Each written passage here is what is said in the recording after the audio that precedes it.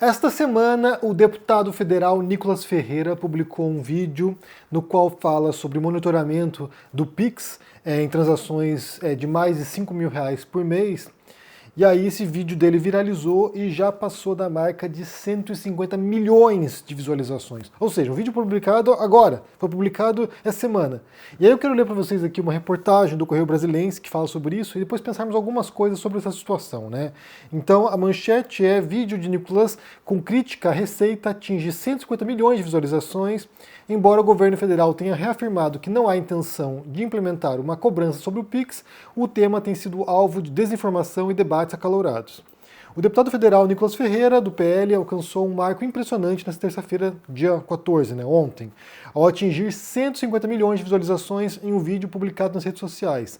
Na gravação, o parlamentar critica a nova regra de fiscalização das transações financeiras realizadas via Pix, que prevê o monitoramento de movimentações a partir de R$ 5.000 por mês, Embora o governo federal tenha reafirmado que não há intenção de implementar uma cobrança sobre o Pix, o tema tem sido alvo de desinformação e debates acalorados. Em seu vídeo, Nicolas não apenas abordou a fiscalização, como também sugeriu que a taxação do sistema pode ser considerada no futuro. Então você tem um vídeo aqui dele, de um deputado federal bolsonarista, que viralizou e isso, expõe algumas coisas, expõe algumas coisas sobre o cenário atual no Brasil. A primeira delas tem a ver com aquilo que eu disse ontem, Eu falei sobre o Monark ontem, eu falei sobre como, para mim, eu interpretava como se ele fosse um bode expiatório, porque há figuras na política e no debate público muito mais relevantes do que ele, muito mais influentes do que ele e que são mais perigosas do que o Monark em muitos sentidos. E eu citei nominalmente o Nicolas Ferreira. Então, assim, para mim o Nicolas ele é muito mais impactante do que o Monark, até porque ele está na política institucional, ele está ali, ajudando a moldar a percepção de muita gente sobre certos tópicos. E um deles agora foi sobre essa questão do Pix, Embora ele diga no vídeo que não será taxado o Pix, o que ele afirma ali é que, não é taxado agora, mas no futuro não sabemos, porque outras promessas do governo Lula não foram cumpridas, depois foram revertidas. Aí entra uma questão, a segunda questão também, que é tão importante quanto, que é como a comunicação do governo é uma catástrofe. E aí demonstra também um desafio tremendo ao longo desses últimos anos, que tem sido esse embate e o uso feito das redes sociais pela extrema-direita em relação à esquerda. Então, sim, o Bolsonaro e o governo Bolsonaro sabiam utilizar de maneira magistral as redes sociais para moldar e para manipular e para direcionar o debate público e a percepção das pessoas, coisa que a esquerda até hoje não consegue fazer direito. Então, assim, são raros casos, são casos pontuais quando a esquerda vai e consegue pautar o debate. Por exemplo, a questão que foi recente ali sobre a escala 6x1. Foi um tópico no qual a esquerda conseguiu, direcionar o debate e pautar o debate. Mas geralmente é o contrário, geralmente é a extrema-direita pautando o debate e a esquerda reagindo a isso, como é esse caso agora. A gente está aqui reagindo à tomada de controle do debate público pela extrema-direita. Então, nesse caso aqui, demonstra, como eu falei, a gestão catastrófica da comunicação do governo, que demora demais para considerar respostas a certas críticas. Essa questão do Pix já tem dias e está circulando esse tipo de desinformação sobre isso, e o governo tem uma reação muito, apática.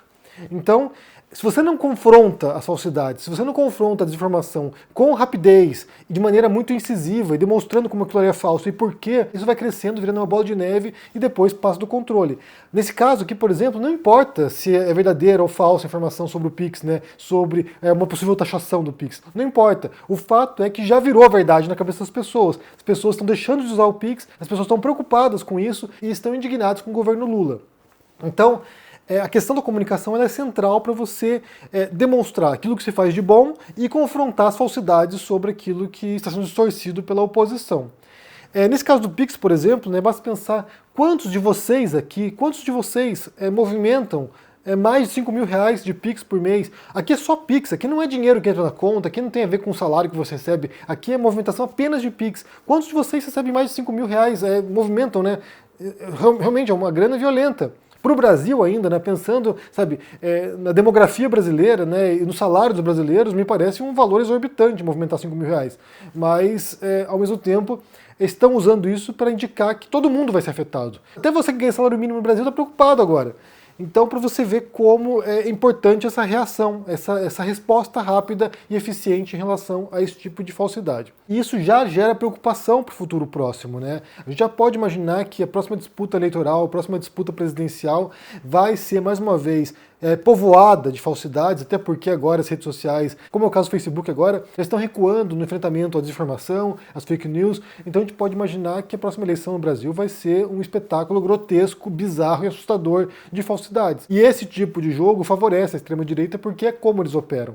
Eles não estão nem aí para a verdade ou falsidade da informação. Basta jogar o negócio, basta contaminar o debate, basta prejudicar a oposição, que está tudo bem. Então, assim como a gente viu nessa última eleição presidencial nos Estados Unidos, que é sempre um prenúncio do que vai se dar, não apenas no Brasil, mas em outros países, como a gente já viu isso nessa última eleição, a gente pode imaginar, assim, que no futuro bem próximo no Brasil haverá uma reversão no cenário político, a gente pode imaginar a volta da extrema-direita ao poder, a gente pode esperar esse tipo de coisa, né? Eu não quero ser pessimista aqui, mas é difícil imaginar, pelo andar da carruagem, pela sucessão de erros de comunicação do governo Lula também ao longo dos últimos meses, é difícil imaginar uma reversão da percepção das pessoas sobre o que está sendo o governo Lula dessa vez. Então, assim, alguém que em outros mandatos tinha uma popularidade, sabe, absurda, fora do normal, mesmo recorde de popularidade, agora está se deparando com desafios tremendos e não está conseguindo traduzir para as pessoas suas conquistas e não está conseguindo reverter o estrago das fake news e da desinformação. Esse caso do vídeo do Nicolas Ferreira é um exemplo bastante óbvio do que está acontecendo e de como a extrema-direita ainda tem impacto, ainda tem relevância nas redes sociais, ainda sabe usar muito bem essa forma de comunicação. Os canais bolsonaristas são gigantescos ainda, eles estão ainda propagando campanha contra o governo e a favor, sei lá, da família Bolsonaro, das pautas da extrema-direita. Então, a disputa não acabou, né? Eles falam muito em guerra cultural e eles empreendem como se fosse uma guerra, né? Então, as táticas utilizadas, o modo como eles comunicam, o modo como eles, criam adversários ou singularizam adversários para tentar destruir essas pessoas, é uma tática antiga, mas que eles dominam com maestria. Eu entendo aqui que os trabalhos dos influenciadores de política vai ser muito grande nos próximos anos, quem estiver nessa linha de frente, quem estiver nesse embate, vai continuar tendo que ficar desmantelando falsidade, vai ter que ficar retificando informação, vai ter que ficar verificando fatos, porque é um trabalho sem fim. É um trabalho sem fim. Nos grupos de WhatsApp circulam falsidades o tempo todo ainda, né? Embora a máquina tenha esfriado um pouquinho em relação ao passado recente, né? Em relação ao governo Bolsonaro, que tinha dinheiro estatal para alimentar a máquina de fake news, ainda assim circulam. Então a gente pode imaginar que o trabalho vai ser monumental e boa sorte para quem estiver nesse caminho aí, porque não é um trabalho fácil. Inclusive, até quero fazer uma menção aqui, porque hoje eu consegui assistir ao último vídeo do Maurício Ricardo, né? Maurício Ricardo tinha um canal que eu falo MR, é alguém que fazia parte desses comunicadores chamados Resistência, né? Que eram os comunicadores que estavam enfrentando o bolsonarismo, enfrentando a extrema-direita, enfrentando a desinformação, enfrentando esse estado de coisas que a gente viu nos últimos anos, e ele vem fazer um vídeo aqui, meio que se despedindo, né? Fazendo meio que um hiato, não sabemos se ele vai voltar, mas se despedindo, dizendo que para ele deu. Foi cansativo, foi desgastante, e chegou um ponto que já não faz mais sentido ficar nesse confronto perpétuo, nadando contra a maré e sofrendo hate, sofrendo ataques de grupos extremistas. Então o Maurício Ricardo ele se despede do canal dele, temporariamente pelo menos, mas talvez não seja temporário, e aí é uma perda tremenda para o campo, né? É uma perda tremenda porque era alguém bastante sensato, que tinha uma visão bastante esclarecida também, bastante cuidadosa, o modo como ele trabalhava os tópicos. Então vai fazer falta o Maurício Ricardo, mas eu desejo boa sorte para ele nessa nova etapa. Dá uma inveja tremenda de poder fazer isso também, como eu falei já no caso da Juju também, dá uma inveja de poder ver pessoas que estão abandonando esse tipo de maluquice que é esse enfrentamento constante nas redes sociais, até mesmo a dinâmica dos algoritmos, o modo como você fica, sujeito a isso, um servo dos algoritmos. Então, que bom que ele conseguiu fazer isso. Como eu falei, quem estiver nesse enfrentamento aqui vai ter que se preparar aí psicologicamente, mentalmente, para lidar com o tipo de ataques virulentos que acontece na questão política, os grupos fanatizados, os grupos extremistas, É um enfrentamento que não é saudável, Não é, mas é isso.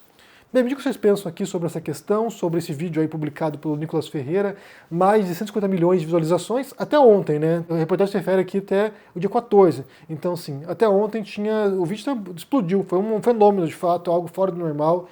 Como é que você entende esse trabalho de comunicação do governo Lula, né, que, como eu falei, me parece catastrófico, me parece muito ruim mesmo. Eles não conseguem enfrentar a onda de falsidades ou de manipulação do debate público, eles não conseguem fazer isso. Tem sido um esforço, sabe, pífio, de fato. Como é que você entende isso? E a importância da comunicação também, né, de conseguir, sabe, trazer para a população o que foi feito e aquilo que é falso, como expor isso, né? Como é que você entende isso? Deixa aqui embaixo no comentário, deixa o joinha, se inscreva no canal aqui, ativando o sininho, isso é muito importante para ajudar com o engajamento, se torne um membro ou apoie o canal. A meta para esse ano é produzir documentários filosóficos, então seu apoio é muito importante, link na descrição aqui e se cuide por aí. Um forte abraço e até mais. Tchau. O Brasil está passando por um momento extremamente delicado.